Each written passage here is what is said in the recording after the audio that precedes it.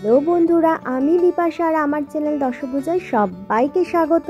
আজ আমার গন্তব্য হলো একদম বিদেশ। হ্যাঁ বন্ধুরা, এটা আমার প্রথম আন্তর্জাতিক ফ্লাইট এবং আমি চলেছি স্পেনের বার্সেলোনায় আমার হাজব্যান্ডের কাছে।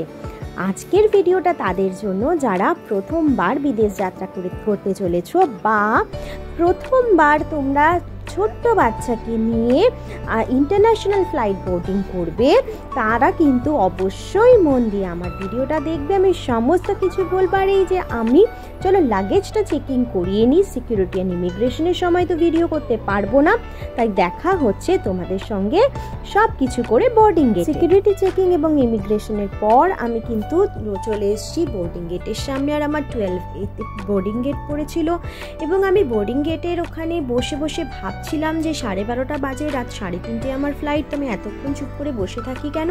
তো মেয়েরও একটু ছোট ছোট বুকু লেগেছিলো, তাই ভাবলাম যে একটুখানি আশেপাশে হেঁটে দেখি, যে একটু ছোটোখাটো কিছু কিনেও আনি। আর এই ডিসপ্লে বোর্ডে কিন্তু একদম সমস্ত ফ্লাইটের নাম, নাম্বার এবং টাইম সমস্ত কিছু কিন্তু লেখা থাকে একদম। এই গেটের থেকে আমি বেশি দূরে যাব না, তার কারণ সাথে বাচ্চা আছে এবং ট্রলি আছে। এবং সত্যি কথা বলতে গেলে কি, এই যে কাউন্টারগুলো দেখছেন সামনে, যে পিঙ্ক অ্যান্ড ব্লু কার্টেন ফেলা, ওখানে কিন্তু সিকিউরিটি চেক হয়েছে এবং খুব স্মুথ গেছে সব কিছু প্রসেস। আর এখানে ঘুরে দেখার আর একটা অন্যতম কারণ হলো এই এয়ারপোর্টের ডিউটি ফ্রি কাউন্টারটা নিয়ে কিন্তু সাংঘাতিক রকমভাবে সবার একটা মনে আগ্রহ থাকে যে কি পাওয়া যায়, সত্যি কি কম প্রাইসে ভিতরে কিছু পাওয়া যায় কি না, বা অনেকেই একটা কথা প্রচলিত আছে ডিউটি ফ্রিতে খুব সস্তায় কিছু পাওয়া যায়। তো সেটা কতটা মানে ঠিকঠাক সেটা আমি দেখতে গেলাম এবং জানি না কতক্ষণ ভিডিও করতে অ্যালাউ হবে। তবে হ্যাঁ, সত্যি যদি সুভিনিয়ার নিয়ে যেতে হয় তবে কিন্তু কাউন্টারগুলো খুব সস্তা বলবো না, তবে নেওয়া যেতে পারে। মানে এয়ারপোর্টের অন্যান্য জিনিসের যেরকম আকাশ ছোঁয়া দাম, তার থেকে এই দামগুলো অনেকটাই ঠিকঠাক, মানে অ্যাফোর্ডেবল বলা যেতে পারে। তো এখানে দেখলাম প্রচুর চকলেটস রয়েছে, আর দূরে সব থেকে আমার পছন্দের জিনিস রয়েছে, যেখানে আমার মেয়ে ছুটে গেল, সেটা কিনা নানান রকম ব্র্যান্ডের পারফিউম।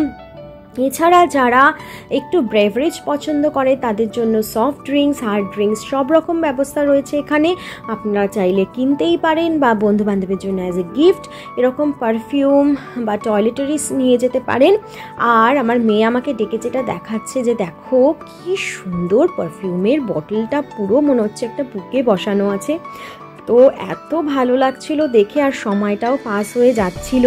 তো এখান থেকে একটু চলে যাই অন্যদিকে। এই দিকে রয়েছে স্টোল, ফ্রিজ ম্যাগনেট, একদম সুন্দর সুন্দর রিসলেট, ব্রেসলেট, গলার হার, এছাড়া নানান রকম জিনিসপত্র, শো পিসেস। এই ফ্রিজ ম্যাগনেটটা কিন্তু বড় সুন্দর।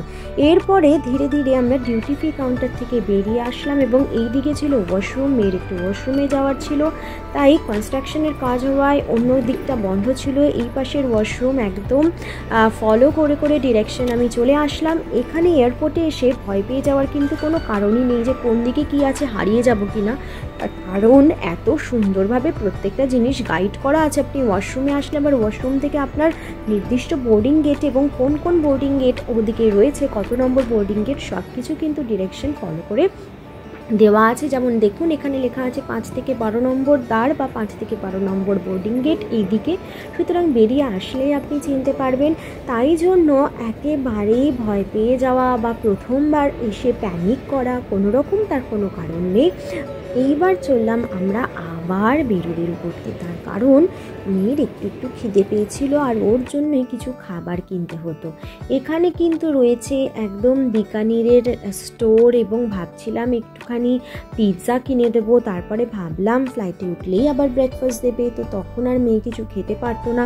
বাড়ি থেকে খেয়ে বেরিয়েছিল, কিন্তু তাও হয়তো বাচ্চা মানুষ তো খিদে পেয়ে গেছে, আর অনেকটা রাতও জেগে আছে। এই যে দেখুন এখানে কিন্তু বিকানিরের স্টোর আছে, দেখেই মনে হচ্ছিল চারটে গিয়ে ভুজিয়া কিনে নিই, কিন্তু তা কিনলাম না, একটু হালকা খাবার খুঁজছিলাম। আর এই স্টোরটার সামনে কিন্তু নানান রকম ব্যাগ আছে, ব্যাগের ডিজাইন অ্যান্ড কালেকশন কিন্তু জাস্ট ওয়াও। মেয়ে একটুখানি দাঁড়িয়ে দাঁড়িয়ে ওই ডলগুলো দেখছিল, দেখুন ডাকটা কি কিউট। এছাড়া এখানে কিন্তু যে জিনিসটা আমি দেখলাম সেটা হলো একটা নেক পিলো অলরেডি আমার মেয়ের কাছে আছে। স্টিল ভাবলাম একবার দেখি এর কোয়ালিটি অ্যান্ড প্রাইস কী আছে। ওরে বাবা, হাত দিতেই ছ্যাঁকা লাগলো। এই নেক পিলোগুলো নাকি 1,500 টাকা করে। ওরে বাবা, প্রচণ্ড কস্টলি। মেয়েকে একটা চিপস কিনে দিয়ে এবার ফিরে চললাম কিন্তু আমাদের বোর্ডিং গেটের দিকে। তাই তো দিয়ে দিয়েছে দেখতে পাচ্ছি। একটু বসে চিপস খেতে খেতেই হয়তো বোর্ডিংয়ের টাইম হয়ে যাবে। চলুন গিয়ে একটু বসা যাক এবার। মানে প্লেন দেখার পর নাচানাচি। মানে ও যখন প্রথম প্লেন দেখেছিল তখন ওর 1.5 years, মানে 1.5 বছর 18 মাস এরকম। তার আগেও দেখেছে, ওগুলো মনে থাকার কথাই না। তো এই প্লেন দেখা হলো, মানে আমার মনে হয় হালকা হলেও এই স্মৃতি ওর মনে থাকবে, কেননা আমারও বছর 5 স্মৃতি মনে আছে। তো এখন ওর বয়স ঠিক 5.5 বছর, আর ও এই প্রথমবার এয়ারপোর্ট, তাও ওর স্মৃতিতে যেটা মানে সারা জীবন মনে হবে যে ওর জ্ঞান তো প্রথম ট্রিপটা করেছিল ইন্টারন্যাশনাল ট্রিপ।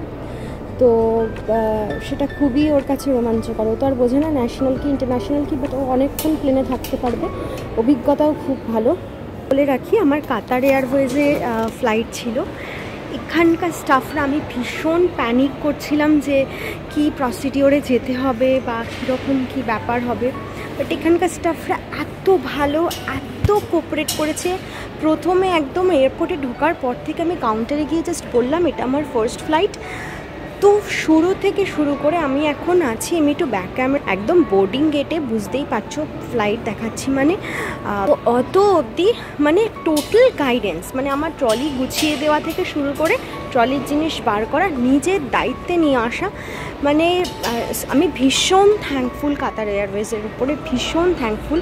মানে আমার যে এই জার্নি, একটা টেনশন যে আমি কী করে, অনেকেই বলছিল ইন্টারন্যাশনাল ফ্লাইট, এতক্ষণের রাস্তা কী করে বাচ্চা নিয়ে সব কিছু সামলে করবে। তো এটা ভীষণ একটা স্মুথ প্রসেস গেছে, আমার একটুও মনে হয়নি। হ্যাঁ, একটু ওয়েট বেশি হয়ে গেছিলো বলে ওই টাইমটা একটুখানি ভাবছিলাম কী করে হ্যান্ডেল করবো। 1-2 কিলো ওয়েট হয়েছিল বেশি, তো সামহাউ আই ম্যানেজ। তো যাই হোক, জার্নি শুরুটা ভালো হলে মনে হয় যে হ্যাঁ চলো বাকি রাস্তাটাও খুব ভালো হবে।